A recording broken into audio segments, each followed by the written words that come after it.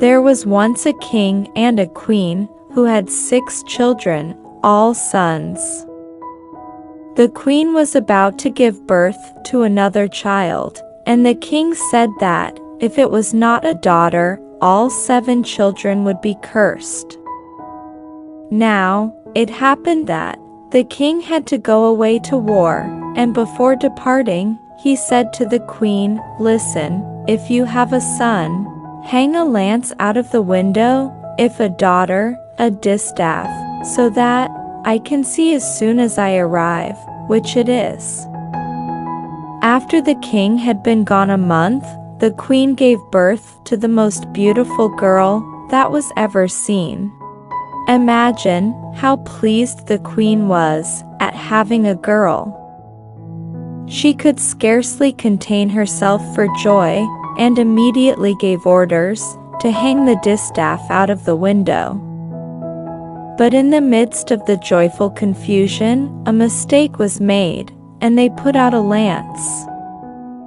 Shortly after, the king returned and saw the sign at the window, and cursed all his 7 sons. But when he entered the house, and the servants crowded around him to congratulate him and tell him about his beautiful daughter, then the king was amazed and became very melancholy.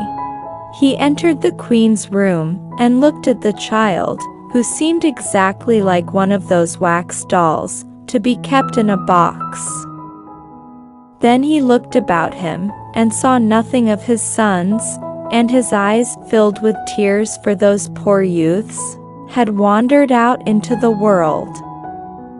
Meanwhile, the girl grew, and when she was large, she saw that her parents caressed her, but always with tears in their eyes. One day she said to her mother, "What is the matter with you, mother, that I always see you crying?" Then the queen told her the story, and said that she was afraid that someday she would see her disappear too. When the girl heard how it was, what did she do? One night, she rose softly and left the palace, with the intention of going to find her brothers. She walked and walked, and at last met a little old man, who said to her, "Where are you going at this time of the night?" She answered, "I am in search of my brothers." The old man said, "It will be difficult to find them, for you must not speak for 7 years, 7 months, 7 weeks, 7 days, 7 hours, and 7 minutes." She said, "I will try." Then she took a bit of paper, which she found on the ground, wrote on it the day and the hour with a piece of charcoal, and left the old man, and hastened on her way. After she had run a long time, she saw a light and went towards it, and when she was near it, she saw that it was over the door of a palace, where a king lived. She entered and sat down on the stairway, and fell asleep. The servants came later to put out the light, and saw the pretty girl asleep on the stone steps. They awakened her, asking her what she was doing there. She began to make signs, asking them to give her a lodging. They understood her, and said they would ask the king. They returned shortly to tell her to enter, for the king wished to see her, before she was shown to her room. When the king saw the beautiful girl, with hair like gold, flesh like milk and wine, teeth white as pearls, and little hands, that an artist could not paint as beautiful as they were, he suddenly imagined that she must be the daughter of some lord, and gave orders that she should be treated with all possible respect. They showed her to a beautiful room, then a maid came and undressed her, and put her to bed. Next morning, Diana, for so she was called, arose, saw a frame with a piece of embroidery in it, and began to work at it. The king visited her and asked if she needed anything, and she made signs that she did not. The king was so pleased with the young girl that he ended by falling in love with her, and after a year had passed, he thought of marrying her. The queen mother, who was an envious person, was not content with the match, because, said she, no one knows where she came from, and besides, she is dumb, something that would make people wonder if a king should marry her. But the king was so obstinate that he married her, and when his mother saw that there was no help, she pretended to be satisfied. Shortly after, the queen mother put into the king's hands a letter, which informed him of an imminent war, in which, if he did not take part, he would run the risk of losing his realm. The king went to the war, in fact, with great grief at leaving his wife, and before departing, he commended her earnestly to his mother, who said, "Do not be anxious, my son, I shall do all that I can to make her happy." The king embraced his wife and mother, and departed. Scarcely had the king gone, when the queen mother sent for a mason, and made him build a wall near the kitchen sink, so that it formed a sort of box.